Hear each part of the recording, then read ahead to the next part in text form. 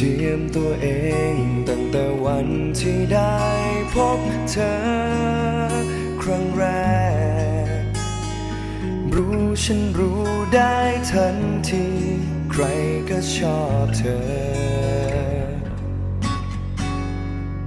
เห็นแล้วปิ๊งกว่าใครๆที่เคยพบเจอทุกคนฉันไม่รู้ผู้โชคดีสุดท้ายได้แก่ใครอยู่กับความหวังที่มองไม่เห็นทางอาจจะช้ำผิดหวังฉันไม่อยากฝันไกลขอแค่ขอใจแบ่งให้ฉันได้ไหมเธอ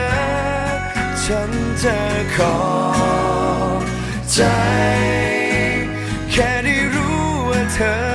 มีฉันอยู่แม้ไม่ใช่ตรงกลางหัวใจ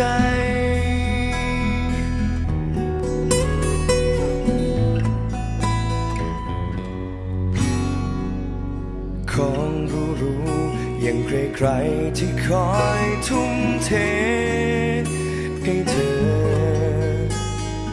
จนปัญญาฉันไม่มีพบเมื่อแต่ใจอยู่กับความหวังที่มองไม่เห็นทางอาจจะช้ำผิดหวังฉันไม่อยากฝันไกลขอแค่ขอใจ